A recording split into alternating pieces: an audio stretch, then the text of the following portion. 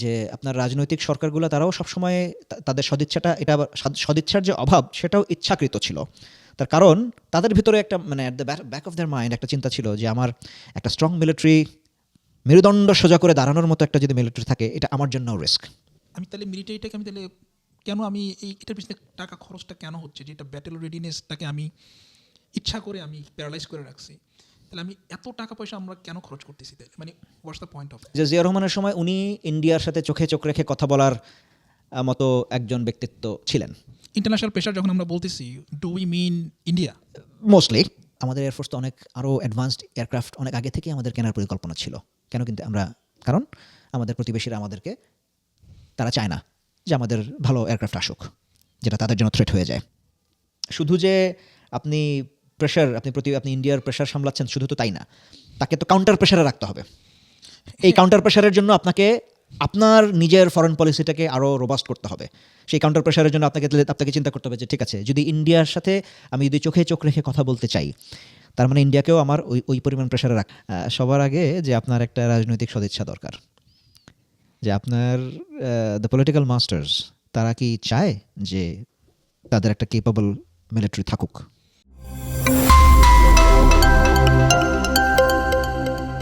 বাংলাদেশের arm forces ঠিক যে কোনো একটা যুদ্ধকালীন সময়ে একটা যদি এরকম কোনো সিচুয়েশন ক্রিয়েট হয় বাংলাদেশের বর্ডারে, ইন্ডিয়া হোক বা মিয়ানমার হোক, আমরা ঠিক কতটুকু রেডি ইন টার্মস অফ আমাদের উইপন, লজিস্টিক্স, আমাদের ম্যান পাওয়ার, ওভারঅল আমাদের রেডিনেসটা ঠিক কতটুকু আপনার কাছে কী মনে হয়? আমি জানি কোয়েশ্চেনটা অনেক ব্রড, হ্যাঁ, তো এটাকে যদি আমরা একটু ভেঙে ভেঙে করি, যে কম্পেয়ার টু মিয়ানমার এবং কম্পেয়ার টু ইন্ডিয়া, যেহেতু এরা আমাদের সারাউন্ডিংসে আছে, এই দুইটা দেশের যে আর্ম ফোর্সেস আছে তাদের সাথে যদি আমরা কম্পেয়ার করি, বলি যে আমার যদি তাদের সাথে ফাইট করতে হয়, ইন দ্যাট কেস আমাদের অবস্থানটা কোন জায়গায়, আমরা ঠিক ঠিক কোন জায়গায় আছি এখন ইন টার্মস অফ তাদের সাথে ফাইট করার ক্ষেত্রে?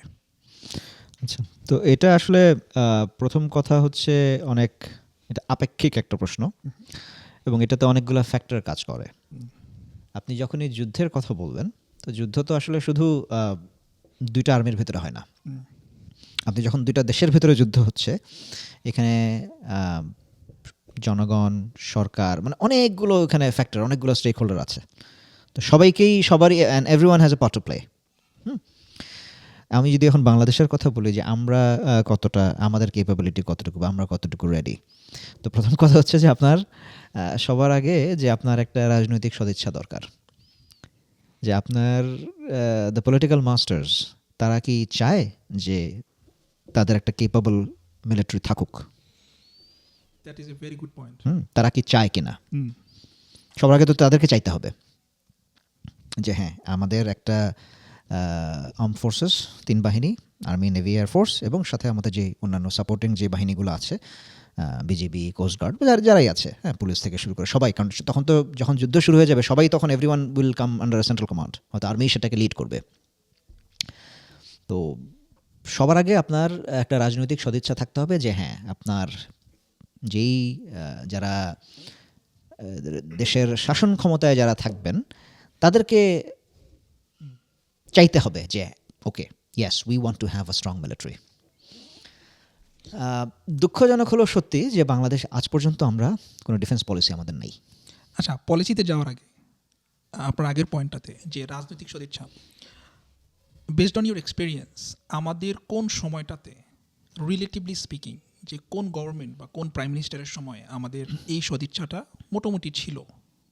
What you think? আচ্ছা, সদিচ্ছা আমি যদি একদম ওইভাবে চিন্তা করি, আমাদের তো আসলে কারোই ছিল না জিয়া রহমানের সময়। জিয়া রহমান। কারণ আপনি দেখেন ওই সময় বাংলাদেশের যদি মেজর কোনো এক্সপ্যানশন হয়ে থাকে, যেখানে আমাদের মিলিটারি আমরা ক্যাপাসিটি বিল্ডিং বা এটা ওনার সময়ই হয়েছিল। আমাদের তখন 5টা ব্রিগেড থেকে আমরা এক ধাক্কায় 5টা ডিভিশন হয়ে গিয়েছিলাম। ব্রিগেড আর ডিভিশনের পার্থক্যটা? আচ্ছা, এখানে হচ্ছে গিয়ে একটা ডিভিশনে সাধারণত 3 থেকে 4টা ব্রিগেড থাকে। ওকে, তার মানে আমরা পাঁচটা থেকে আমরা হয়ে গেছি অলমোস্ট কত, আপনি 3 গুণ 15টা 20টা 15টার মতো। That's a huge expense, right. তো কিন্তু এরপরে আমাদের আসলে হয়েছে জেনারেলের সাথে সময়ও হয়তো কিছুটা হয়েছে। এরপরে থেকে তো 91 থেকে আমাদের যেটাকে আমরা ডেমোক্রেসিক মানে যে আমাদের যে ডেমোক্রেটিক ট্রানজিশনের কথা বলছি 91 এর পর থেকে সবাই কিন্তু কিছু না কিছু নতুন, ঠিক আছে আমরা একটা ব্রিগেড করলাম, ডিভিশন করলাম। যেমন 91-এ বিএনপির যে প্রথম যে টার্ম ছিল তখন হচ্ছে কি আমাদের একটা ডিভিশন হলো 19 ডিভিশন, যেটা এখন বর্তমানে ঘাটাইলে। আগে মনে হয় এটা ময়মনসিংহে ছিল, তারপর এটা ঘাটাইলে মুভ করলো।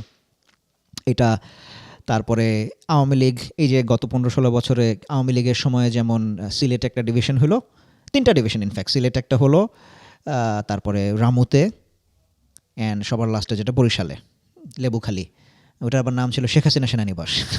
হ্যাঁ, তো যাই হোক, মানে তাদের তো একটা সবসময় একটা একটা একটা গড কমপ্লেক্স কাজ করতো যে সব কিছুতে তারা তাদের নিজেদের নামটা দেখতে চায়। তো যাই হোক, তো এরকম কিন্তু আসলে আপনি তো শুধু আমি ডিভিশন বাড়াই দিলাম, ব্রিগেড নতুন নতুন ইনস্টলেশন তৈরি করলাম, কিন্তু তার মানে এই যে আমার মিলিটারি ক্যাপাসিটি বিল্ডিং হয়েছে বা আমার ক্যাপাবিলিটি বেড়েছে সবসময় কিন্তু তা না। বিশেষ করে আমাদের গত 15-16 বছরের আমি আমার নিজের অভিজ্ঞতা থেকে যেটা আমার মনে হয়েছে যে অনেক ক্ষেত্রেই না এটা ছিল অনেকটা তোষণের একটা হাতিয়ার। কীরকম?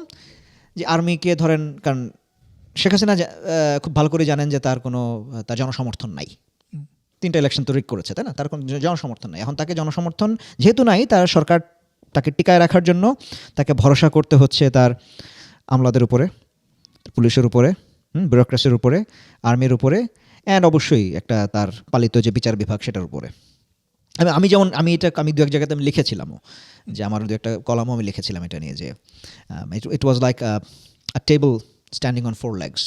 এই 4টা পা হচ্ছে গিয়ে 4টা পায়া হচ্ছে একটা জুডিশিয়ারি, তার পালিত জুডিশিয়ারি, একটা পুলিশ, একটা ব্যুরোক্রেসি এবং একটা আর্মি। এবং 5ই আগস্টে যেটা এই 4টা পায়ার মধ্যে একটা পায়া খালি নিজেকে সরিয়ে নিয়েছিল, পুরো টেবিলটা ভেঙে পড়ে গেছে। বাকি 3টা পায়া কিন্তু সরায় নাই, জুডিশিয়ারি, পুলিশ, ব্যুরোক্রেসি কিন্তু সরায় নাই, আর্মি খালি নিজেকে সরিয়ে নিয়েছিল।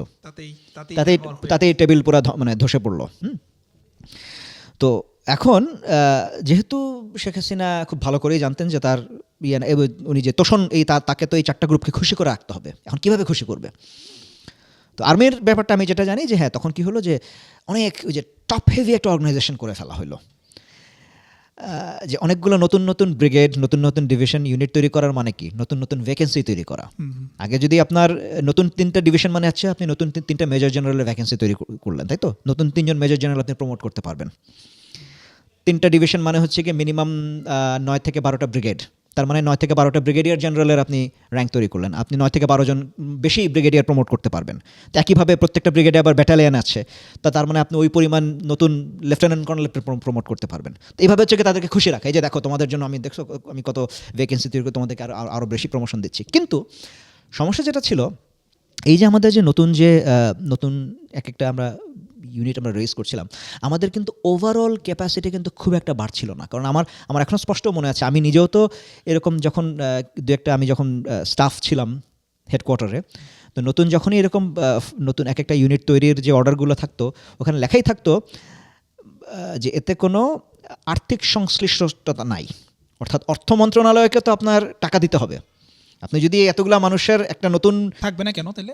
বলতেছি শুনেন, নতুন যখন আপনি একটা ইউনিট তৈরি করতেছেন, আপনার যদি আসলেই আমি যদি খুব একটা বেসিক এক্সাম্পল দিই, যে আমাদের সাধারণত একটা ইনফ্যান্ট্রি ব্যাটালিয়ান আপনি যদি রেইজ করতে চান, তার মিনিমাম আপনার কত 750-র মতো জনবল দরকার হয়।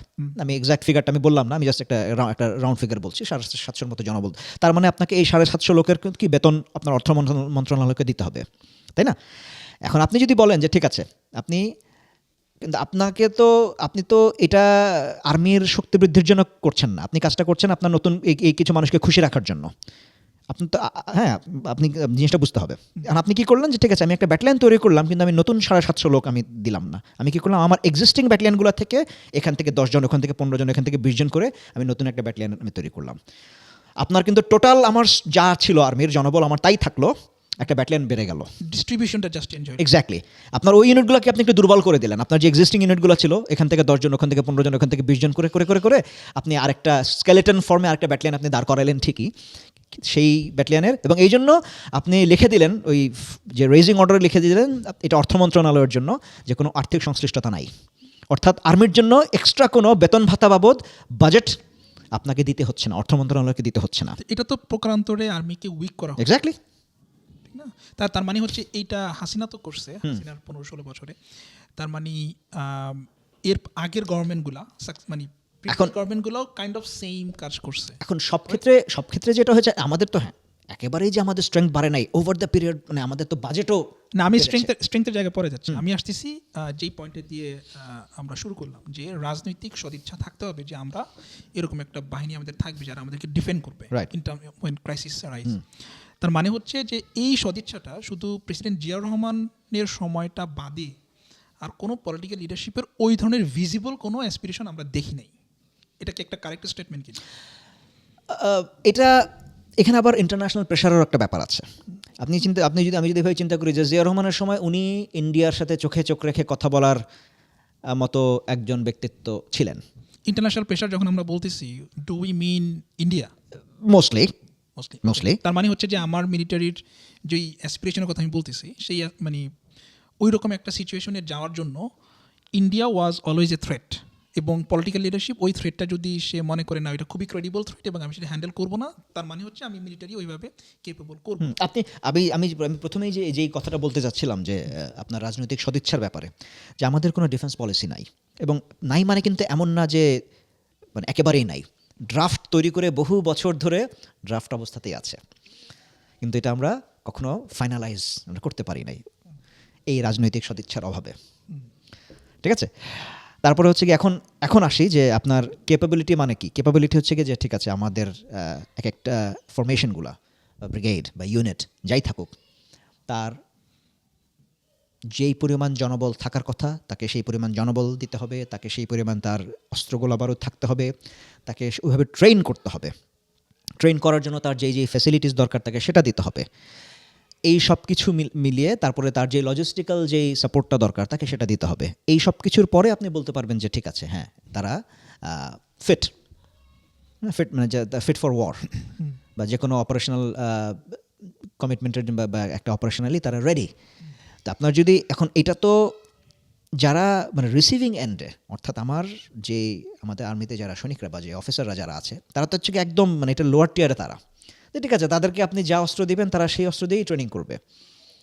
এখন আপনি কাগজে কলমে আমি যেটা বলছিলাম যে একটা ব্যাটালিয়নে যেই পরিমাণ যে কটা মেশিন গান থাকার কথা, যে কটা লাইট মেশিন গান থাকার কথা, আপনার এই যে কটা মোটর থাকার কথা, আপনি তাকে সেটা দিলেন না, আপনি শুধু কাগজে কলমেই দিলেন। আচ্ছা ওকে হ্যাঁ একটা ব্যাটালিয়ন মানে হচ্ছে কি আমার এই পরিমাণ মেশিন গান থাকবে, আমার এই পরিমাণ মোটর থাকবে, সেটা কিন্তু সেটা শুধু কাগজে কলমেই আছে, অনগ্রাউন্ডে নাই। লাভ কি আপনার? এখন এই অবস্থায় যদি আপনি এই ইউনিটটাকে যুদ্ধে পাঠিয়ে দিয়ে বলেন যে যুদ্ধ করো, ওরা তো পারবে না, কারণ তার তো সেই জিনিসই নাই, তার সেই ট্রেনিং নাই। কারণ আপনি তো ইভেন ট্রেনিং দিতে হলেও তো আপনার তো ওই অস্ত্র তো তার হাতে থাকতে হবে, তো তারপরে তো সে ট্রেনিং করবে। তো এখন প্রথম কথা হচ্ছে কি আমাদের রাজনৈতিক সদিচ্ছা এবং আরেকটা ব্যাপার, যেহেতু আমাদের এই সাবকন্টিনেন্টে ইন্ডিয়াতে এটা নাই, পাকিস্তান আমাদের মায়ানমার আমাদের এই সবগুলো দেশেই এই সমস্যাটা ছিল যে মিলিটারি পলিটিক্সে ইন্টারফেয়ার করার নজির। ইন্ডিয়াতে আমি বলবো যে তারা দে আর ভেরি সাকসেসফুল, যে এই জিনিসটা হয় নাই। এই জন্য আরেকটা ক্ষেত্রে সবসময় এটা একটা অবজারভেশন বাংলাদেশের ক্ষেত্রে, যে আপনার রাজনৈতিক সরকারগুলো তারাও সবসময় তাদের সদিচ্ছার যে অভাব সেটাও ইচ্ছাকৃত ছিল। তার কারণ তাদের ভিতরে একটা মানে at the back of their mind একটা চিন্তা ছিল যে আমার একটা স্ট্রং মিলিটারি, মেরুদণ্ড সোজা করে দাঁড়ানোর মতো একটা যদি মিলিটারি থাকে এটা আমার জন্যও risk. Then what's the point of well I understood that part. ঠিক আছে, যে ওকে তাহলে আমরা সামারাইজ করি। আমরা দুইটা পয়েন্ট বলছি এখানে। একটা হচ্ছে যে রাজনৈতিক সদিচ্ছা ছিল না জিয়াউর রহমান ছাড়া কারোই, নাম্বার ওয়ান। নাম্বার টু হইল এইটার কারণ কি? দুইটা কারণ। একটা হচ্ছে যে এক্সটার্নাল প্রেশার, বেসিক্যালি ইন্ডিয়া চায় না আমাদের এখানে একটা স্ট্রং মিলিটারি হোক। আরেকটা হচ্ছে যে পলিটিক্যাল গভর্নমেন্টগুলো তারাও মনে করছে যে যেহেতু মিলিটারি পলিটিক্সে ইন্টারভেন করতে পারে বা করার টেন্ডেন্সি আছে, তাইলে আমাকে একে মোটামুটি উইক করে রাখতে হবে সো দ্যাট এর মেরুদণ্ড সোজা হইতে না পারে, অ্যাজ ইউ সেড। তাহলে আমার এখন কোয়েশ্চেন হচ্ছে যে দেন ওয়াই তাহলে আমার মিলিটারি তাহলে আমি তাহলে মিলিটারিটাকে আমি তাহলে কেন আমি এটার পিছনে টাকা খরচটা কেন হচ্ছে, যে এটা ব্যাটেল রেডিনেসটাকে আমি ইচ্ছা করে আমি প্যারালাইজ করে রাখছি। তাহলে আমি এত টাকা পয়সা আমরা কেন খরচ করতেছি তাহলে, মানে হোয়াটস দ্য পয়েন্ট অফ না এখন আপনি এই যে ধরেন যেই বাজেট দেয়া হচ্ছে সেই বাজেটে হ্যাঁ যাচ্ছে, তো এমন তো না যে বাজেট যাচ্ছে না, বাজেট তো যাচ্ছে। আমার যেই পরিমাণ আমার এক্সিস্টিং সেট আপ আমাদের যা আছে, আমার এক্সিস্টিং লজিস্টিক্স যেটা আছে, এক্সিস্টিং আমাদের আর্মস অ্যামিউনিশন যাই আছে, ওইটা দিয়ে তো মানে দ্য বেস্ট, অ্যাটলিস্ট আমি গ্রাউন্ড লেভেলে আমি বলতে পারি যে they are trying to do their best, যে ঠিক আছে আমি যা পাচ্ছি এটা দিয়েই how best we can train our man, or how best we can get ourselves trained, যে আমাদের ব্যাটল রেডিনেস আমরা ধরে রাখতে পারবো, ঠিক আছে, আমার ফিজিক্যাল ফিটনেসটা আমি ধরে রাখতে পারবো, আমি কতটা ভালো মতো পারবো। কিন্তু এক্সকিউজ মি, সেটা আদৌ আমার যুদ্ধ করার জন্য একটা, যদি আজকে যুদ্ধের যদি দরকার হয়, ধরেন আমার যুদ্ধ করার জন্য যেই পরিমাণ আমি যদি একদম লজিস্টিক্সের কথা চিন্তা করি, আমাদের এক একটা আর্টিলারি রেজিমেন্ট যারা যে কামান দিয়ে যারা যুদ্ধ করে, হ্যাঁ পিছন ধরেন যারা যুদ্ধের ক্ষেত্রে থেকে 15-20 কিলোমিটার পেছনে থাকতেছে, কিন্তু তারা একদম ফায়ার সাপোর্ট দিচ্ছে যারা আমার ফ্রন্টলাইনের ট্রুপস তাদেরকে। তো এক একটা যুদ্ধের জন্য আমরা দেখা যায় আমাদের অ্যামুনেশনের অনেকগুলো হিসাব থাকে, আমরা অ্যামুনেশন স্কেল বলি এটা, হ্যাঁ ফার্স্ট লাইন সেকেন্ড লাইন এরকম। তো আমরা যখন কাগজে কলমে যুদ্ধ পরিকল্পনা করি যে আমরা বলে দিচ্ছি ঠিক আছে আমরা এই ব্যাটালিয়নকে আমি 5টা সেকেন্ড লাইন দিলাম, আমি 10টা সেকেন্ড লাইন দিলাম, যে ঠিক আছে তোমরা ফায়ার সাপোর্ট দাও, কিন্তু আদৌ আমার ওই পরিমাণ অ্যামিনেশন দেওয়ার আমি আপনার দর্শকরা হয়তো বুঝবে না যে ফার্স্ট লাইন মানে এটা ধরেন মানে অনেক, মানে এটার সেকেন্ড লাইন অ্যামুনেশন মানে হচ্ছে গিয়ে ধরেন মানে শত হাজার হাজার রাউন্ড আর্টিলারির গোলা, বড় বড় গোলা, হ্যাঁ। তো ওই পরিমাণ আমাদের আছে কি না সেটা তো আমরা ইনশিওর করছি না, কিন্তু আমরা কাগজে কলমে আমরা বলছি যে ঠিক আছে ওকে, আমরা যখন এক একটা যুদ্ধ পরিকল্পনা করব কাগজে কলমে আমরা তো দিয়ে দিচ্ছি, কিন্তু আমাকে এইটাই হচ্ছে গিয়ে আমি যে সদিচ্ছার কথা যেটা বললাম এখানে না, বাট দুইটা জিনিস, একটা হচ্ছে গিয়ে আমি আর্মামেন্টস এখন ধরেন কথার কথা আমাদের এই যে আমাদের গত বছর জুলাইতে একটা ফাইটার ক্র্যাশ করলো, এবং এটা নিয়ে তখন খুব লেখালেখি হলো যে কেন আমরা এখনও পুরনো F7 ইউজ করছি, আমাদের 2 দিন পর আমাদের একটা ক্র্যাশ করে আমাদের পাইলটরা মারা যায়, আমাদের দেশের এত ক্ষতি হচ্ছে, এই সেই অনেক রকমের কথাবার্তা। এখন আমাদের এয়ারফোর্স তো অনেক আরও অ্যাডভান্সড এয়ারক্রাফট অনেক আগে থেকেই আমাদের কেনার পরিকল্পনা ছিল, কেন কিন্তু কারণ আমাদের প্রতিবেশীরা আমাদেরকে তারা চায় না যে আমাদের ভালো এয়ারক্রাফট আসুক, যেটা তাদের জন্য থ্রেট হয়ে যায়। এবং আপনি দেখেন এখন যে রিসেন্টলি অনেক কথাবার্তা হচ্ছিল যে আমরা J-10 বা J-17 কিনছি, বিশেষ করে এই যে ইন্ডিয়া যে মাইর খেলো পাকিস্তানের কাছে, হ্যাঁ ওদের রাফাল থেকে শুরু করে সব একদম মানে গিয়ে নাস্তানাবুদ হয়ে গেল, এবং তারপরেই যে বাংলাদেশে খুব তখন কথাবার্তা হলো যে, এবং আমরা কিন্তু আমাদের ডেলিগেশন পাকিস্তানে গিয়েছিল, পাকিস্তানের ডেলিগেশন বাংলাদেশে এসেছিল, কথাবার্তা তো হচ্ছিল। তারপরে আমরা রিসেন্টলি যে LOI লেটার অফ ইন্টেন্ট আমরা সাইন করেছি যে ইউরোফাইটার টাইফুন কেনার ব্যাপারে। তো এই জিনিসগুলা এই সময়ই কেন এত পুশ করা হচ্ছে জানেন? কারণ আমাদের বাহিনীগুলোও জানে যে একটা রাজনৈতিক সরকার চলে আসলে এখন তারা যা এই যে অরাজনৈতিক সরকারের কাছ থেকে যা আদায় করে নিতে পারবে, একটা রাজনৈতিক সরকার চলে আসলে তারা হয়তো সেটা নাও পেতে পারে। ওই যে আছে না যে কি ঘর পোড়া গরু সিঁদুরে মেঘ দেখলে ভয় পায়, তো আমাদের তো সেই ওই একবার সিঁদুরে মানে আগের এরকম নজির আছে দেখেই আমাদের ভিতরে এই ভয়টা কাজ করে, এবং এই জন্যই একটা অরাজনৈতিক সরকারের কাছ থেকেই এই যে যতটুকু সম্ভব এই অল্প সময়ের ভিতরে আমরা যা পারি আদায় করে নেই, এই জন্যই কিন্তু এত কিছু পুশ করা হচ্ছে, কারণ আমাদের ভিতরে সেই ভীতিটা কাজ করে যে আজকে যদি একটা রাজনৈতিক সরকার আসে, এক্সপেরিয়েন্স হচ্ছে যে পলিটিক্যাল আমাদের ইজ নট উইলিং এনাফ, কারণ ওই যে পলিটিক্যাল গভর্নমেন্ট সবসময় তারা একটা করে একটা তাদের ভিতরে আমাদের আগের নজির যেটা আমাদেরকে বলে যে ইন্ডিয়ার কাছে নতি স্বীকার করার বা একটা নতজানু একটা নীতি গ্রহণ করার একটা প্রবণতা, যে ইন্ডিয়া চায় নাই এই জন্য আমরা পারি নাই। ইন্ডিয়া এবার তো ওপেনলি ইন্ডিয়ার যে আর্মি চিফ সে তো ওপেনলি যে J-17 নিয়ে কথা বলছে, যে তারা বলছে এটা কনসার্ন, এবং ইন্ডিয়া কিন্তু এই যে তারা কিন্তু রিসেন্টলি তাদের আমাদের এই যেটাকে শিলিগুড়ি করিডোর বা যেটাকে আরো আমরা কথ্য ভাষায় চিকেন নেক বলি, চিকেন নেকের আশেপাশে তারা 3টা নতুন গ্যারিসন তারা একদম রিসেন্টলি, এটা সম্ভবত গত বছর জুলাই আগস্টের দিকে, আমার এক্স্যাক্টলি এর সময়টা খেয়াল নাই, আসামের ধুবড়ি, বিহারের হচ্ছে গিয়ে কিষানগঞ্জ, আর হচ্ছে গিয়ে পশ্চিমবঙ্গের চোপড়া, এরকম 3টা তারা গ্যারিসন তারা নতুন এস্টাবলিশ করেছে। কারণ হচ্ছে গিয়ে যেহেতু এদিকে শিলিগুড়ি করিডোরের কাছাকাছি চায়নার প্রেজেন্সটা আরও প্রমিনেন্ট হচ্ছে, অ্যান্ড বাংলাদেশ যেহেতু ইদানিং বাংলাদেশেও যেহেতু এটা নিয়ে অনেক বেশি কথাবার্তা হচ্ছে, এবং বাংলাদেশ যেহেতু আপাত দৃষ্টিতে তাদের লাগাম ছাড়া হয়ে গেছে, হাসিনা যেহেতু নাই, তাদের পাপেট তো এখন আর নাই, তারা এখন ভবিষ্যৎ নিয়ে তারাও একটু সন্দিহান কি হবে, কে আসবে ক্ষমতায়। যদিও তারা বলছে যে হ্যাঁ আমরা অপেক্ষা করছি একটা ইলেক্টেড গভর্নমেন্ট আসলে তার সাথে আমরা আবার আমাদের ডিপ্লোম্যাটিক রিলেশনশিপ নিয়ে আমরা আবার বসবো, কিন্তু তারাও তো এখন পর্যন্ত তারা জানে না বা ভবিষ্যতে যে আসবে সে তাদের আগের মতো হাসিনার মতো তাকে সার্ভিস দিবে কিনা তারা তো সেটা জানে না। তো এই জন্য তারা কিন্তু ঠিকই তাদের কিছু ব্যবস্থা তারা নিচ্ছে। এই যেটা বললাম যে তারা কিন্তু অলরেডি 3টা গ্যারিসন তারা এস্টাবলিশ করেছে। তো এখন এইটার এগেনস্টে আমরা কি আদৌ কিছু করছি কিনা, অবশ্যই আমাদেরও এই কনসার্নগুলো থাকা উচিত। হ্যাঁ, তারপরে আমাদের শুধু এবং এখানে ডিফেন্সিভ এবং অফেন্সিভ দুই ধরনেরই আমাদের প্রস্তুতি, হ্যাঁ আমাদের প্রিপারেশন আমাদের থাকা উচিত। সেটা 3 বাহিনীতেই, খালি যে আমাদের মানে আর্মির কথা তো আমি বলবো না। এই যে এয়ারফোর্সের যেটা একদম খুবই বার্নিং এক্সাম্পল যে হ্যাঁ ঠিক আছে আমরা LOI আমরা সাইন করেছি টু গেট ইউরোফাইটার। তারপরে সম্ভবত চায়নার সাথে যে J-10 বা পাকিস্তানের যে JF-17 এটা তো বেসিক্যালি চায়না আর পাকিস্তানের জয়েন্ট ভেঞ্চার। তো ওইটার ব্যাপারেও কথাবার্তা হচ্ছে। অ্যান্ড বিশেষ করে এখন যেহেতু এই দুইটা হচ্ছে কি একদম রিসেন্টলি খুব ব্যাটল টেস্টেড, একদম তারা দে হ্যাভ শোন যে হ্যাঁ ইন্ডিয়াকে এটা দিয়ে তারা খুব ভালো মতো ট্যাকল দেওয়া পসিবল। ইভেন ইন্ডিয়ার রাফালও মার খেয়ে গেছে এদের কাছে। তো এই জিনিসগুলো যে হ্যাঁ আমাদের ফার্স্ট অফ অল থাকতে হবে, আমাদেরকে সেই সদিচ্ছা থাকতে হবে।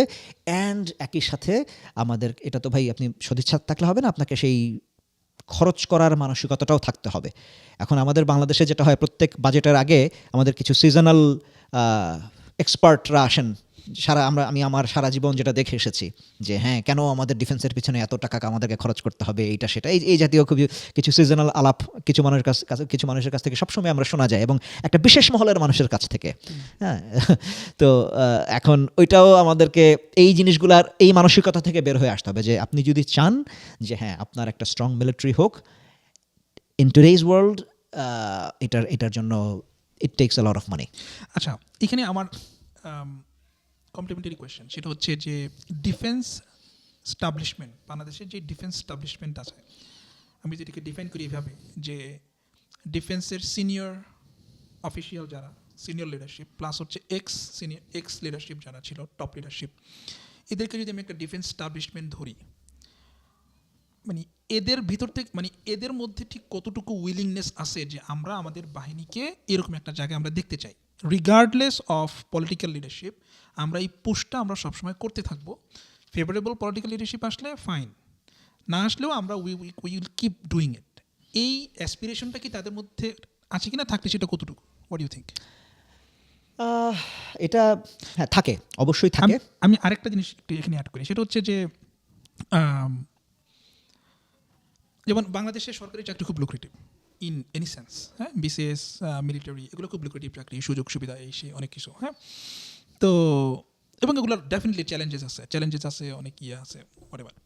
সো এখন এই জায়গাগুলোতে যখন মানুষজন এন্ট্রি নেয়, মানুষজন যখন আসে, স্পেশালি যারা আর্ম ফোর্সেসে আসে, তাদেরকে তো ওই যে BMA তারা পার হয়ে আসে, তাদের একটা ট্রেনিং হয়, সেখানে তাদের mindset you can tell me better, যে তাদেরকে ওইভাবে প্রিপেয়ার করা হয় to defend the country, to defend the land. এরপরে যখন তার ট্রেনিং শেষ হয়ে গেল, যখন সে তার রেগুলার অ্যাক্টিভিটিজে ঢুকে গেল, মানে ফোর্সেসগুলোতে তারা চলে গেল, তাদের বিভিন্ন জায়গায় তাদের ইয়ে হলো, তো ওই অ্যাসপিরেশন যেটা যে না আমি আমার ল্যান্ডকে ডিফেন্ড করতেছি, রেদার আমি একটা চাকরিও করতেছি বাট আমার মেইন কাজ হচ্ছে আমার ল্যান্ডকে ডিফেন্ড করা, আমার বাই প্রোডাক্ট হচ্ছে আমার সুবিধাগুলো। হ্যাঁ, আমি গাড়ি পাইতেছি, ফাইন, আমি গাড়ির লোন পাইতেছি, আমি জানি এখন মেজররা পায় বা অনেকে পায়, আমি জানি, আমার ফ্রেন্ডও পাইছে, আমার ছোটো ভাই পাইছে, সো দিস অল গুড। কিন্তু মানে আমি এটা পাইছি, দিস ইজ কাইন্ড অফ মানে এটা হচ্ছে আমার ইয়ে। তো তাহলে দুইটা প্রশ্ন এখানে, একটা হচ্ছে ডিফেন্স স্টাবলিশমেন্ট যেটা আছে তারা এই অ্যাসপিরেশনটাকে কতটুকু ধারণ করে, এবং যারা ফোর্সেসগুলোর মধ্যে যারা এখন রেগুলার অফিসার সৈনিক হয়ে গেছে, যারা রেগুলার কাজ করতেছে, ওভার দ্য টাইম তাদের মধ্যে এই যে জিলটা বা অ্যাসপিরেশনটা ঠিক কতটুকু থাকে বা আছে? ওকে, খুব ইন্টারেস্টিং প্রশ্ন এটা। দেখেন, পানি সবসময় নিচের দিকে গড়ায়, ঠিক আছে? তো আপনি যখনই আপনার উপরে থেকে যখন চিন্তাভাবনাটা এরকম থাকবে যে হ্যাঁ আমরা একটা ফাইটিং ফিট একটা আর্মি দেখতে চাই বা একটা মিলিটারি, একটা আর্ম ফোর্সেস দেখতে চাই, এই পানি যখন এই একই চিন্তাটা যখন মানে ডাউন দ্য চেইন নিচের দিকে আসবে, আপনি দেখতে পাবেন। এখন আপনার উপরের দিকের মাথা যদি এরকম হয় যে ওই যে আপনি যেটা বলছিলেন যে আরামায়েশ, সুযোগ সুবিধা, এইরকম যদি চিন্তাভাবনা যদি চলে আসে, নিচের দিকেও ওই একই চিন্তাই আসবে। এখন আপনি আজকে যদি যান আজিজ আহমেদের মতো চিফ আপনার আর্মিতে, যে আর্মিতে থাকে, এখন আজিজ আহমেদের সময় দেখবেন আর্মিতে প্রচুর নতুন নতুন বিল্ডিং হয়েছে, ধুমধাম পুরনো সব বিল্ডিং ভেঙে, এবং এটা এই কাজটা করতে গিয়ে আমাদের খুব ঐতিহ্যবাহী কিছু কিছু স্থাপনা ভেঙে ফেলা হয়েছে। ভেঙে ওনারা ওখানে নতুন করে মানে মডার্নাইজেশনের নামে নতুন করে অনেক কিছু ওনারা বিল্ডিং, মানে খুব ধামাধাম নতুন নতুন বিল্ডিং তৈরি করেছেন। কেন? কারণ বিল্ডিং মানেই, মানে এগুলো নতুন তৈরি করা মানে হচ্ছে কনস্ট্রাকশন মানে এখানে কোটি কোটি টাকার বাজেট, এবং কোটি কোটি টাকার বাজেট মানেই হচ্ছে গিয়ে ওখান থেকে ওনারাও বেশ ভালো পরিমাণের জিনিসপত্র ওনারা সরাই ফেলতে। হ্যাঁ, এবং ওনারা করেছেনও। উনি ওনার নিজে এবং ওনার ভাইদেরকে দিয়ে উনি অনেক কিছু করিয়েছেন। তো এখন আপনি যখন এই ধরনের মানুষজন যখন থাকবে, এবং তারা, এবং ওনার জেনারেল আজিজ আহমেদের সময় কিন্তু দেখবেন একটা, আমি আর্মির ভিতরে যেটা দেখতাম, উনি কিন্তু ওনার যে চরিত্র ছিল, উনি হচ্ছে গিয়ে খুবই সুখী মানুষ টাইপের চরিত্র। আমি নিজে খাবো, সবাইকে খাওয়াবো, আমি একা খাবো না। হ্যাঁ, তো যে কারণে ওনার সময় আমি দেখলাম যে অনেকের ভিতরে যে সবাই খুব খুশি। উনি অফিসারদের জন্য যে কি কার লোনের ব্যবস্থা করে দিলেন, এবং বিশেষ করে যে 2018 সালের ইলেকশন যেটা উনি পার করলেন, ইলেকশনের সময় ওনার একটা, এটা বলতে পারেন আনঅফিসিয়াল একটা ইয়ের মতোই ছিল, প্রমিসের মতোই, যে হ্যাঁ আমাদেরকে we have to make sure যে এই গভর্নমেন্ট কন্টিনিউ যেন করতে পারে, তাহলে আমি তোমাদের জন্য ব্যবস্থা করে দিব। এবং উনি করেছেন, উনি কিন্তু ওনার কথা রেখেছেন, হি কেপ্ট হিজ প্রমিস। হ্যাঁ, তো এখন এই রকমের আপনি যখন ডাউন দ্য চেইন আপনি এই ধরনের মানসিকতায় যখন পাস করে দিবেন, আরাম আয়েশ সুযোগ সুবিধা, তখন ডাউন দ্য চেইন চিন্তাভাবনাটা তখন এরকম হয়ে যাবে। কিন্তু এখন আপনার যদি চিন্তাভাবনা হয় যে না, আমরা ঠিক আছে, তোমরা আমাকে ফিটনেস দাও, তার বিনিময়ে ঠিক আছে তোমাদের জন্য তোমাদের যেটা তোমাদের প্রাপ্য পাওয়ার কথা আমি তোমাদেরকে সেটা দিব, কিন্তু না, আগে আমাকে তোমার ফিটনেস দিতে হবে, তোমাকে আমার অপারেশনাল রেডিনেস দিতে হবে। তো আপনি যদি এই ধরনের, মানে ইট জাস্ট ডিপেন্ডস অন দেখেন আর্মি হচ্ছে গিয়ে, মানে আমরা সবসময় যেটা বলি যে আমি ইউনিটের কথা যদি বলি, একটা আমাদের আর্মিতে ইউনিট বলতে যে আমরা ধরেন ব্যাটালিয়নের কমান্ডিং অফিসার, আমরা সংক্ষেপে বলি সিও ইজ অ্যান ইনস্টিটিউট। একটা সিওর মাইন্ডসেট, তার মানসিকতার উপরে, মানে ওই একজন ব্যক্তির মানসিকতার উপর নির্ভর করে তার ইউনিটটা কেমন, ওই ব্যাটালিয়ান কেমন পারফর্ম করবে। সেই সিও যদি আসলেই খুব স্পিরিটেড হয়, একদম প্রচণ্ড রকমের, মানে তার মানে প্রপারলি মিলিটারাইজড তার চিন্তাভাবনা, একদম রেজিমেন্টেড সিও, তার ইউনিটও ওইরকম হবে, তার অফিসাররাও ওইরকমই পারফর্ম করবে। তার সৈনিকরা, যখন তার সৈনিকরা বুঝবে যে হ্যাঁ, যখন তার সৈনিকরা দেখবে যে আমার সিও আমার সাথে দৌড়াচ্ছে, আমার সিও আমার সাথে বৃষ্টিতে ভিজে ভিজে মাইলের পর মাইল আমার সাথে ইয়ে করছে, আমার সাথে অ্যাডভান্স টু কন্ট্যাক্টে হাঁটছে, বা আমার সাথে রুট মার্চ করছে, তো সৈনিক তখন আমি তো এগুলো আমার নিজের চোখে দেখা, যে সৈনিক ওই সিওর জন্য সৈনিক জান দিয়ে দিবে। তো এখন এই জিনিসটা হচ্ছে গিয়ে মানে পুরো, মানে এটা রিফ্লেকশনটা আসতে হবে তো উপর থেকে। তার মানে উপরে, মানে তার মানে কোশ্চেনটা আবার সেম, মানে যে তার মানে উপরে যেই লিডারশিপটা আছে, ইউজুয়ালি মিলিটারি বা আর্ম ফোর্সেস যে লিডারশিপটা আছে, সেইখানে এই অ্যাসপিরেশনের যথেষ্ট ঘাটতি আছে। Is that a correct statement? বিশেষ করে এত বছর তো এটাই দ্যাট ওয়াজ দ্য নর্ম, মানে ফর অল দিস, মানে এই যে গত 15-16 বছরে তো এটাই হয়ে এসেছে। মানে আমার দুর্ভাগ্য, আমার কমিশনের পরে আমি 2006 সালে ডিসেম্বরে কমিশন পেয়েছি। 7 সালে মানে জাস্ট আমরা ইউনিটে জয়েন করার 1 সপ্তাহ পরেই আমরা দেখলাম 111 হয়ে গেল। 111 হওয়ার পরে তো আমরা এরপরের 2 বছর 2007-8 আমরা বলতে গেলে বাইরেই ক্যান্টনমেন্টের, আমরা হচ্ছে যে এই জরুরি অবস্থা, ভোটার আইডি, এইটা সেটা করে আমাদের 2 বছর চলে গেল। অ্যান্ড দেন ইলেকশনের পরে 2009 এই যে আওয়ামী লীগ আসার পরে আমরা 6 সপ্তাহ না 7 সপ্তাহের ভিতরে আমরা পিলখানা দেখলাম, এবং এরপরে আমরা খালি ডাউনফলটাই দেখেছি। মানে এটা আমার ব্যক্তিগতভাবে আমি মনে করি যে আমার দুর্ভাগ্য যে আমি শুধু ডাউনফলটাই দেখলাম। এখন এই যে 5ই আগস্টের পরে আমরা যে আশা করছি যে হ্যাঁ আমরা আবার আমরা আবার উঠবো, আমরা তলানি থেকে আবার উঠে দাঁড়াবো, আমার একটা দুর্ভাগ্য যে আমার কাছে সবসময় মনে হয় যে হ্যাঁ এই জার্নিতে আমি থাকতে পারলাম না, এটা আমার একটা দুর্ভাগ্য। যারা আছে তাদেরকে এখন সেই চিন্তাটা করতে হবে যে ঠিক আছে, হ্যাঁ আমরা তো এত বছর আমাদের ডাউনফল হয়েছে, এখন আমাদেরকে আবার এই যে নতুন করে যে উঠে দাঁড়ানোটা, এই দাঁড়ানোটার জন্য আমাদেরকে সেই রকমের we have two project that mentality to the man, যে ওরা যেন আমাদেরকে দেখে তাদের ভিতরে ওই চিন্তাটা আসে যে না, আমাদেরকে we have to be ready, আমাদেরকে আমার ফিটনেস দরকার, আমার কমব্যাট রেডিনেস দরকার। তো এইটা প্রজেক্ট করতে হবে, তো আগে মানে উপর থেকেই আসবে। নিচে অবশ্যই এখন দেখেন আমরা যখন বিএমএ থেকে একটা অফিসার যখন কমিশন পেয়ে বের হয় তার BMA is like a vacuum মানে আমরা যেটা বলি না ওই যে ফিজিক্সে যে সবসময় আমরা বলতাম যে 0 ডিগ্রি একদম 0 প্রেশার 0 ডিগ্রি টেম্পারেচার মানে আদর্শ চাপ আদর্শ তাপমাত্রায় আমরা একদম সবসময় একটা আদর্শ অবস্থার মতো আমরা তো বিএমএ হচ্ছে আমাদের কাছে এরকম একটা জায়গা আদর্শ অবস্থা মানে বিএমএতে আমরা একটা ক্যাডেট যখন থাকে যে কেউ মিথ্যা কথা বলতে পারে এইটা মানে বিএমএতে অচিন্তনীয় অকল্পনীয় একটা বিষয় কারণ আমরা দেখেছি যে মিথ্যা বলে কেউ একজন ধরা পড়া মাত্র মানেই হচ্ছে গিয়ে সে সাথে সাথে বিএমএ থেকে উইথড্র হয়ে যাবে বা রেলিগেট হয়ে যাবে তো আমাদের তখন এরকম আমাদের একটা চিন্তাভাবনাই থাকে যেটা হচ্ছে তুমি যত বড় অপরাধী তুমি করে থাকো তুমি প্রথম সুযোগেই তুমি ইউ উইল কাম আউট যে হ্যাঁ yes I have done it এবং আমরা ওইভাবেই আমরা ট্রেন্ড যে তুমি যত the sooner you come out the lesser your punishment would be ওইভাবেই আমরা ট্রেন্ড তো এই জন্য যেটা বললাম যে বিএমএ আমাদের কাছে একটা আদর্শ অবস্থার মতো এখন সেই বিএমএ থেকে বের হওয়ার পরে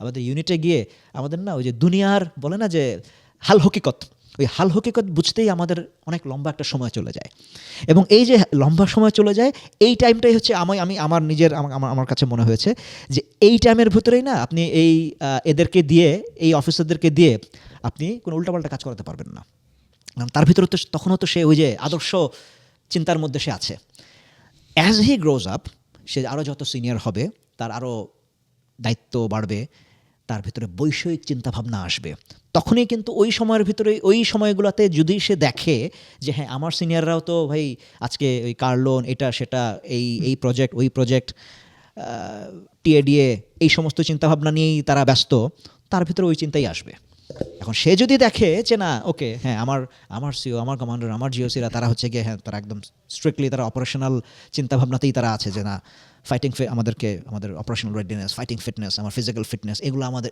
এইগুলো যদি তারা যখন দেখবে এই যে হ্যাঁ এই সমস্ত তার আশেপাশে এগুলো বিষয়েই কথাবার্তা চিন্তাভাবনা হচ্ছে সেও ওইটাই করবে এবং অ্যান্ড দ্য সেম মানে can be said about the man আমাদের সৈনিকরা রাইট ঠিক আছে তাহলে এখন যেই মানে এটা যদি এখন গ্রাউন্ডের সিচুয়েশন যদি এটা হয় যেখানে কয়েকটা আমরা যদি সামারাইজ করি এক নম্বর হচ্ছে পলিটিক্যাল একটা উইলিংনেস থাকা এটা আমরা দেখতেছি যে কখনোই ওইভাবে ছিল না প্রেসিডেন্ট জিয়াউর রহমান বাদে নাম্বার 1 নাম্বার 2 হচ্ছে যে উইদিন মিলিটারি যে এস্টাবলিশমেন্ট তাদের একটা অ্যাসপিরেশন থাকা যে নো ম্যাটার হোয়াট আমরা ইয়েটা করবো আমরা আমাদের যে রেডিনেস আমাদের যে ফিটনেস এই জিনিসটাকে আমরা পুশ করতে থাকবো সেই জায়গাতে অনেক ঘাটতি আছে এবং থার্ড হচ্ছে যে আমাদের এক্সটার্নাল প্রেশার যেটা ইন্ডিয়ার যেটা কনস্ট্যান্ট সেটা তো সবসময় আছে এটা আমরা এখনও দেখতেছি সো সব মিলে তো এটা একটা ডিসম্যাল সিচুয়েশন এবং টু সে দ্য লিস্ট যে এরকম একটা বড় ফোর্স একটা বিশাল ফোর্স আমাদের আছে বাট সেটাকে আমরা মানে প্রপারলি আমরা এটাকে ইউজ করতেছি না বা আমরা এটাকে আন্ডার পারফর্মিং করে রাখতেছি বাই ডিজাইন তাহলে এই জায়গা থেকে উত্তরণের উপায় কী আমরা জানি যে পলিটিক্যাল গভর্নমেন্ট এরকমই থাকবে মোরলেস আই ডোন্ট নো যে যদি মিরাকল হ্যাপেন্স তাইলে হয়তো খুব ভালো লিডারশিপ আসবে মিলিটারি যে এস্টাবলিশমেন্ট যেটা সেই এস্টাবলিশমেন্টও তো মানে ইউ ক্যান টেল মি বেরার যে আমার তো মনে হয় না যে মানে মিরাকুলাস কিছু ঘটে যাবে এবং সবাই ওই অ্যাসপিরেশনটা করা শুরু করবে যে না আমাকে ওইভাবে রেডি হইতে হবে তাহলে এই একটা ডিসমাল সিচুয়েশন থেকে আমাদের উত্তরের রাস্তাটা কোন জায়গা মানে হোয়াট ইজ দ্য স্টার্টিং এখন প্রথম কথা হচ্ছে কি আপনাকে এটা বুঝতে হবে যে আর্মি কোনো আইসোলেটেড অর্গানাইজেশন না আর্মি ওই যে আমি একটু আগেও আপনাকে বলছিলাম যে বাংলাদেশ আর্মির অফিসার বা সৈনিক বা এয়ারফোর্স বা নেভির অফিসার বা সৈনিক আমরা মঙ্গল গ্রহ থেকে আসি না আপনার পরিবার থেকে আমরা আসি আমাদের 8-10টা পরিবারের মতোই এক একটা পরিবার থেকে আমাদের এই ছেলেমেয়েরা আসে আমার ওই 8-10টা পরিবার তাকে যেই শিক্ষা দিবে সে সেই শিক্ষা নিয়েই সে আর্মিতে বা নেভিতে বা এয়ারফোর্সে জয়েন করবে আমার পরিবারের শিক্ষা যদি ভালো হয় আমি ভালো শিক্ষা নিয়ে আসবো আমার পরিবারের শিক্ষা যদি খারাপ হয় আমি যদি নকল করার শিক্ষা নিয়ে এখন তো আমাদের সোসাইটিতে এগুলোই হচ্ছে বাবা মাই হচ্ছে গিয়ে ছেলে মেয়েদেরকে শেখায় হ্যাঁ টিচার মার খাইতেছে নকল করতে কেন দেয় না টিচারকে যা মারতেছে এক্স্যাক্টলি তো এই শিক্ষা নিয়ে যদি ছেলেমেয়েরা যদি আসে তাহলে ইউ আন্ডারস্ট্যান্ড সে যেখানেই যাক আউটকাম কী হবে তো প্রথম কথা হচ্ছে গিয়ে আমাদের নিজেদেরকে আগে শুধু আমাদের নিজেদের ডিএনএ এর কনস্ট্রাকশন বদলাইতে হবে নাম্বার 2 পলিটিক্যাল উইলের কথা যেটা বলছিলাম আমি আশা করি এটা তো মানে আমি জানি না এটা আবার আশাটা কতটুকু পূরণ হবে আমি আশা করি ভবিষ্যতে আমাদের আর অল্প কিছুদিন পরেই আমাদের যে রাজনৈতিক সরকার আমরা পেতে যাচ্ছি বাংলাদেশে আশা করি সেই সরকার তাদের ভিতরে এই রাজনৈতিক সদিচ্ছাটা থাকবে দুইটা ব্যাপারে মানে একটা হচ্ছে গিয়ে হ্যাঁ we need to have a strong military and একই সাথে ওদেরকে কোনো রকমের এক্সটার্নাল প্রেশার থেকে তাদেরকে রক্ষা করে রাখা সেটা উইদিন কান্ট্রি হতে পারে অ্যান্ড আউটসাইড দ্য কান্ট্রি।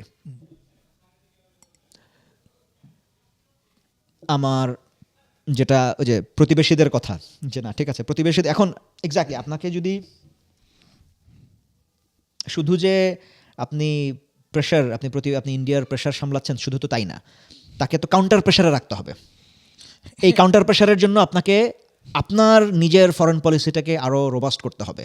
সেই কাউন্টার প্রেশারের জন্য আপনাকে চিন্তা করতে হবে যে ঠিক আছে যদি ইন্ডিয়ার সাথে আমি যদি চোখে চোখ রেখে কথা বলতে চাই, তার মানে ইন্ডিয়াকেও আমার ওই পরিমাণ প্রেশারে রাখতে হবে। এখন সেই ইন্ডিয়াকে প্রেশারে রাখার জন্য আপনার ইন্টারন্যাশনাল অ্যালাই বা কাদের সাথে আপনার স্ট্র্যাটেজিক আপনার পার্টনারশিপ দরকার, সেটা হতে পারে চায়না, হতে পারে সেটা পাকিস্তান, হতে পারে তুর্কি, যেই হোক আমি এক্সাম্পল বলছি।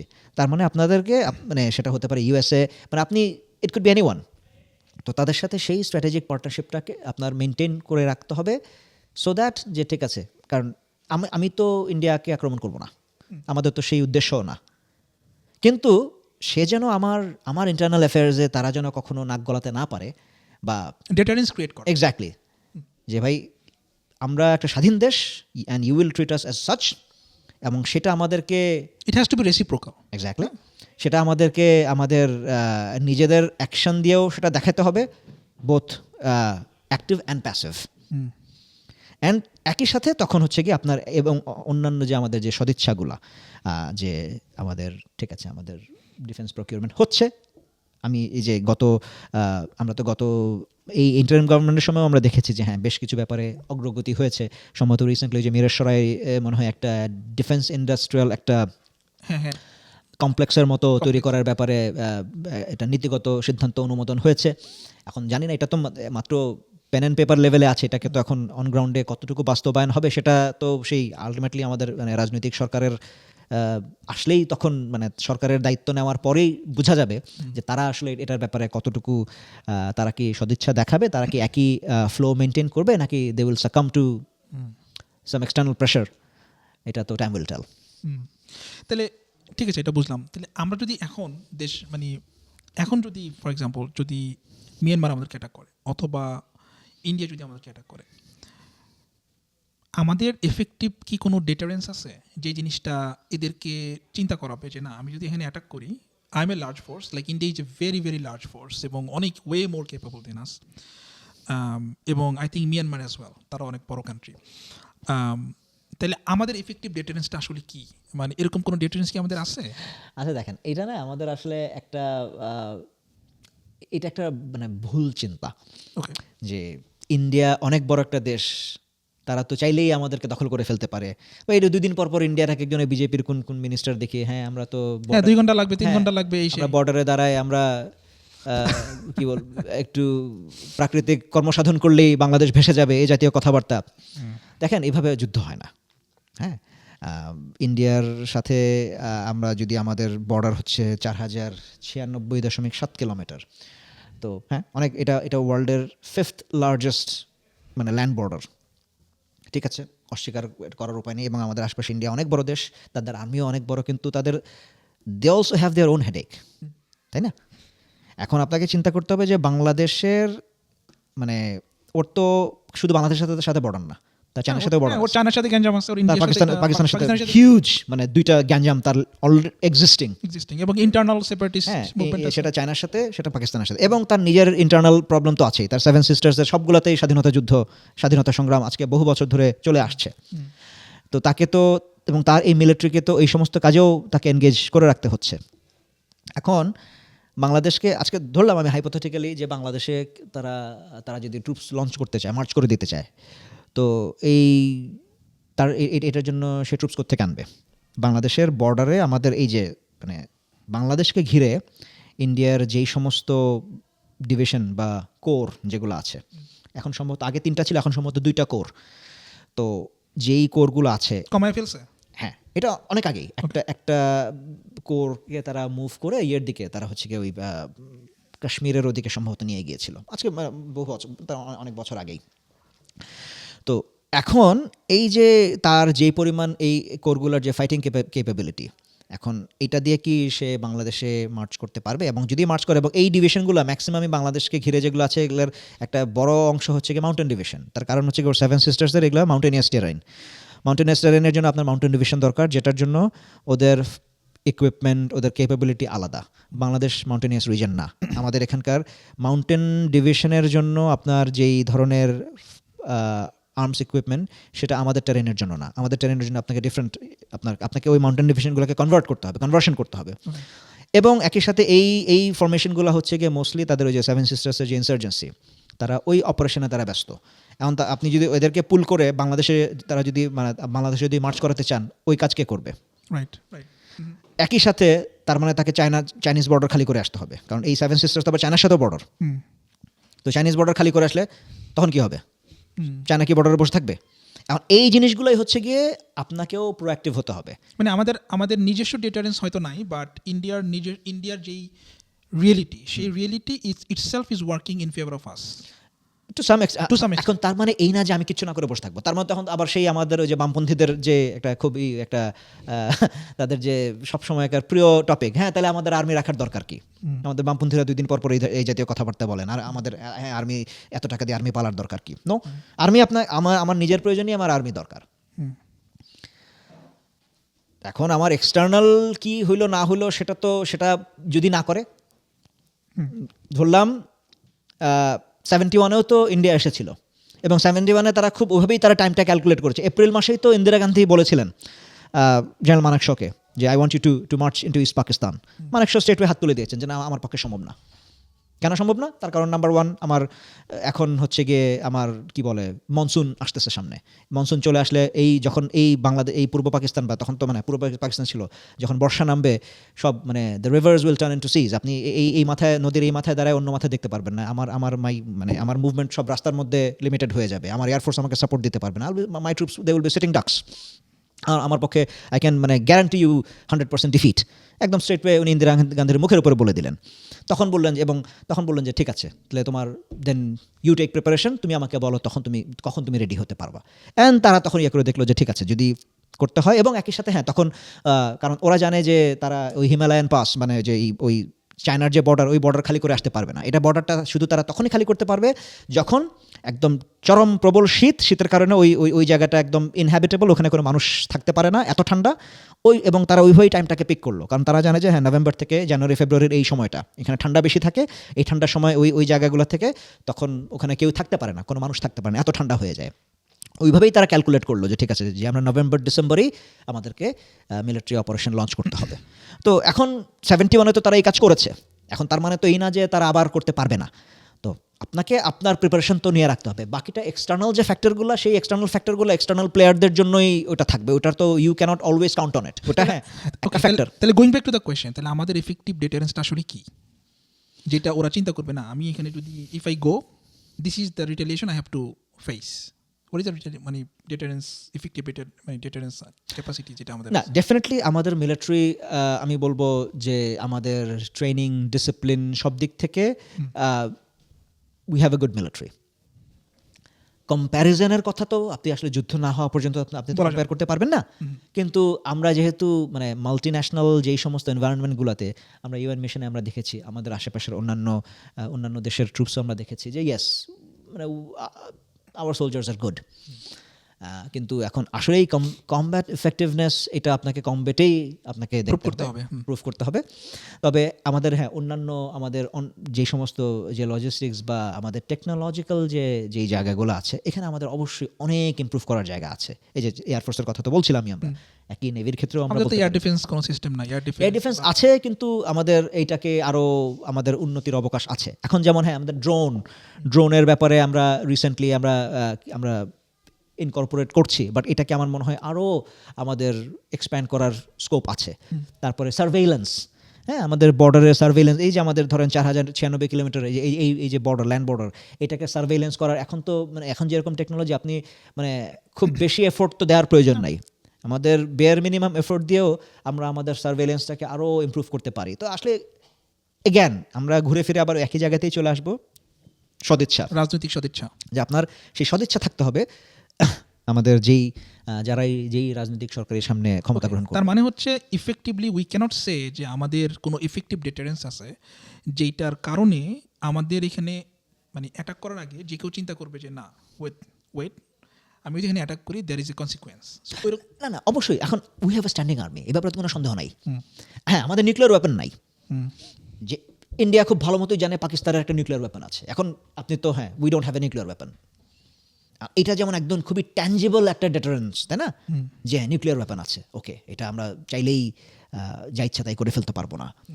বা এখন পাকিস্তান যেরকম, আমাদের তো ব্যালিস্টিক মিসাইলও নাই আছে না আমাদের আমাদের যে কিছু ডিফেন্সিভ আমাদের এয়ার ডিফেন্স অ্যাসেট আছে, কিন্তু না ব্যালিস্টিক মিসাইল আমাদের অবশ্যই নাই। তো তাহলে আমার তো আমার মানে you can tell better but as far as I can understand military things, মানে ইন্ডিয়া তো কোনো ঠেকা পড়া নেই, সে তার ট্রুপস পাঠাবে এখানে, সে তার কয়েকটা ফাইটার জেট পাঠাবে এখানে, বোম্বিং করবে, করে ডেভাস্টেশন করে সে চলে যাবে। In response to that Bangladesh তখন কী করবে? এখন তাহলে let's say you are the army chief and this is the situation, there is a situation যে ইন্ডিয়া উড কাম অ্যান্ড তারা কখনোই ট্রুপস পাঠাবে না because they have their own problems, এবং ট্রুপস পাঠানো এখনকার দুনিয়াতে ইজ নট এ মানে ভায়াবল সলিউশন না। Is not a viable solution. So তারা তার কিছু মানে ফাইটার জেট পাঠাবে, মানে আর আমরা যে ডেন্সলি পপুলেটেড, জাস্ট ঢাকাতে কয়েকটা বোম্বিং করবে শেষ। কি শেষ? মানে শেষ বলতে আমার ফর এক্সাম্পল আমার গণভবন শেষ, আমার সেক্রেটারিয়েট শেষ, এবং সাথে কয়েক লাখ মানুষ মারা যাবে কারণ এত ডেন্সলি পপুলেটেড। এক্স্যাক্টলি, এখন কথা হচ্ছে যে তাহলে আমার রেসপন্স কি সেখানে? এইরকম সিভিলিয়ান ক্যাজুয়ালিটি আপনি যার কথা বলছেন, যে ব্যাপারটা তো এরকম না। এখন সবাই তো আর ভাই ইসরায়েল প্যালেস্টাইন না, যে ইসরায়েল যা ইচ্ছাতেই করে ফেলবে আর এটার কোনো রিপারকাশন হবে না, দুনিয়াতে সবাই চুপ মেরে থাকবে, হ্যাঁ, কারণ আমেরিকা তাদেরকে ব্যাকিং দিয়ে যাচ্ছে। ব্যাপারটা তো এরকম না। আপনি বললেন যে হ্যাঁ গিয়েই তো আমরা কয়েকটা ধুমধাম কয়েকটা বোমা ফেলে দিলাম, তো বোমা ফেলে দিয়ে আপনি লাখ লাখ সিভিলিয়ান মেরে ফেললে এটার তো ডেফিনেটলি একটা তো ইন্টারন্যাশনাল এটা একটা রিপারকাশন থাকবে, এবং যেটা আমার মনে হয় না কোনো মানে উইথ আ সাইন্ড মাইন্ড কেউ এই ধরনের কোনো ডিসিশন নিতে পারবে। হ্যাঁ যদি মিলিটারি টার্গেট হয় সেটার জন্য আপনাকে একদম স্পেসিফিক্যালি আপনি মিলিটারি অপারেশন আপনাকে ওইভাবেই লঞ্চ করতে হবে।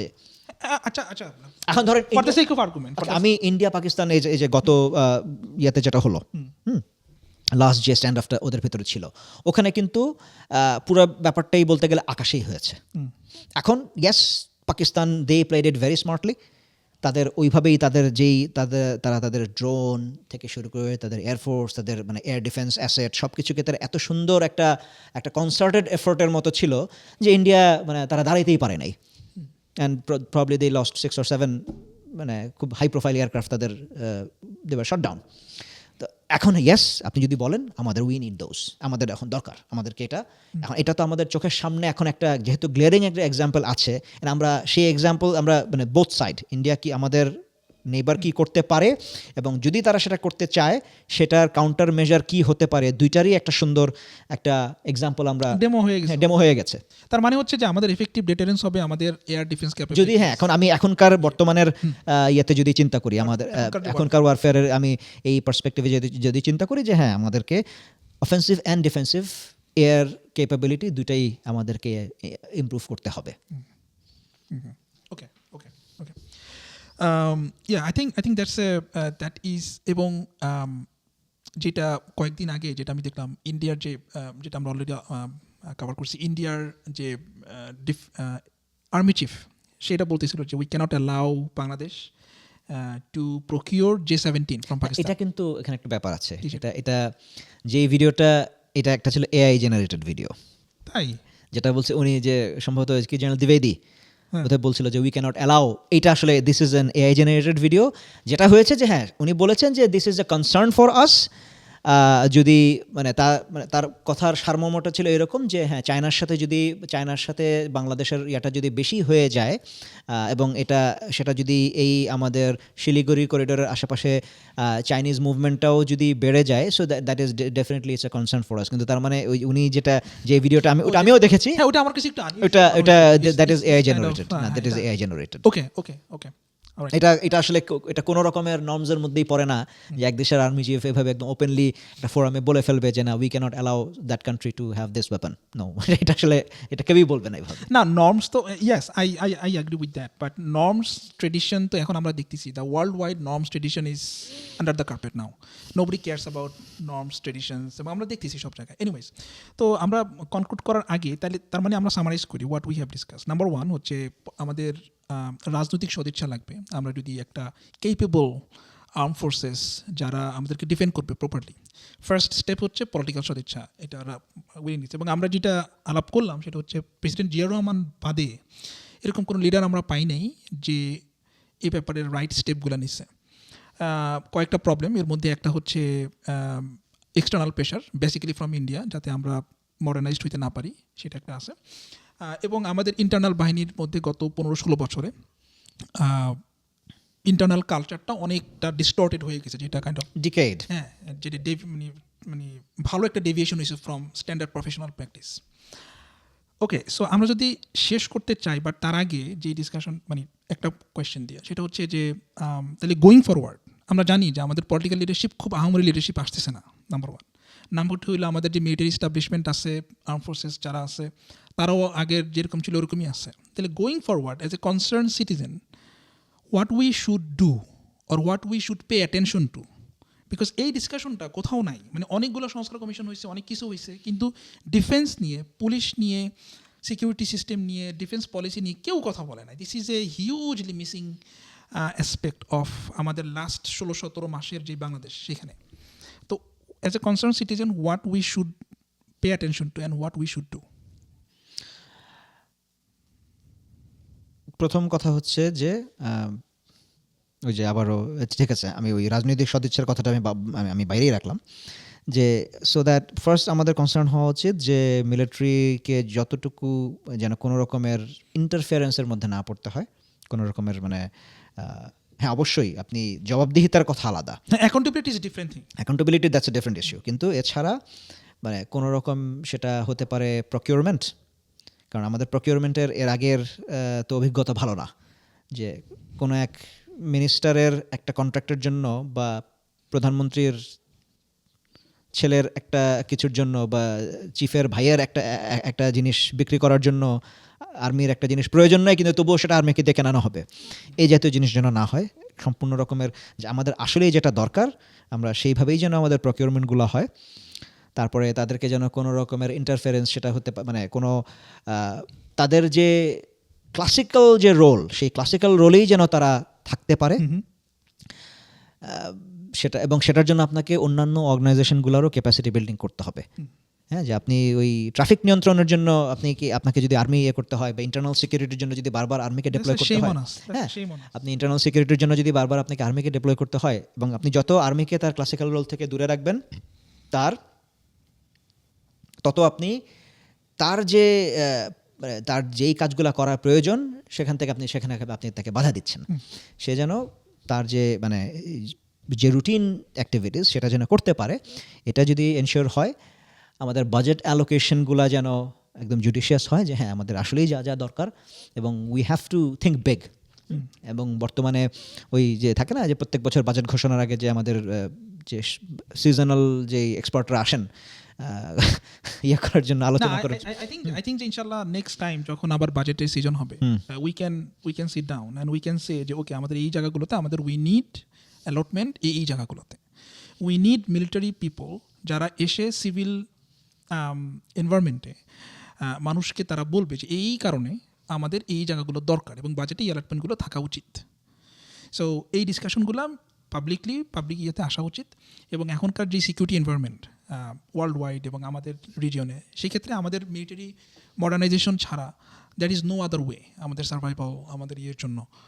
এইভাবে মানে the way it has been, এটা যদি এরকম থাকে তাহলে মানে আমাদের তো কোনো মানে সেলফ ডিগনিটি বা সেলফ এক্স্যাক্টলি আমাদের মানে একদম আমি যদি খুব ইন এ নাটশেল বলতে চাই যে মানে মিলিটারিকে তার ক্লাসিক্যাল রোলেই আমাদেরকে থাকতে দিতে হবে উইদাউট এনি ইন্টারফারেন্স। তারা তাদের যে রুটিন অ্যাক্টিভিটিস তারা যেন সেটা করতে পারে, তাদের জন্য যেই বাজেটটা দরকার সেটা যেন জুডিশিয়াসলি দেওয়া হয় তাদেরকে, যে মানে এবং কোনো রকমের পলিটিক্যাল ইন্টারফারেন্স ছাড়া, সেটা তাদের পোস্টিং, প্রমোশন, হোয়াটএভার, নিয়োগ পদায়ন এবং বদলি, রাইট, এক্স্যাক্টলি, এই জায়গাগুলো এগুলাতে কোনো রকম। এবং একই সাথে আমি এটা আমার ব্যক্তিগতভাবে এটা আমি জানি এটা অনেকেই এই রেকমেন্ডেশনটা দিয়েছে, সেটা হচ্ছে গিয়ে ওই যে র্যাব বা এই জাতীয় সংস্থাতে থেকে আস্তে আস্তে মানে টোটালি এটা বন্ধ করে দেওয়া, এখন তো হ্যাঁ র্যাব অ্যাবলিশ করে দেওয়ার ব্যাপারে অনেকে কথাবার্তা বলছে, সেটা that's a big decision. But আমি চাই যে মানে এটা আমি চাইবো যে এখানে আমাদের মিলিটারি অফিসার না, আমাদের দেশে কোয়ালিফাইড মানুষের, মানে কোয়ালিফাইড বলতে আমি মিন করতেছি যে আপনি বিসিএস এ আপনি 500টা লোক বেশি নেন, আপনি নিয়ে তাকে আপনি ট্রেন করেন, তাকে দরকার হলে আপনি বিএমইতে ট্রেন করান, তারপর আপনি তাকে র্যাবে পাঠিয়ে দেন ডিরেক্টলি, তাকে আপনার আর্মিতে পাঠানোর দরকার নেই। আর্মিতে পাঠায় আর্মির ট্রেন লোক আপনি নিয়ে তাকে নষ্ট করবেন, পুরো এনভায়রনমেন্ট আপনি নষ্ট করে দিবেন, এটা তো কোনো দরকার নেই।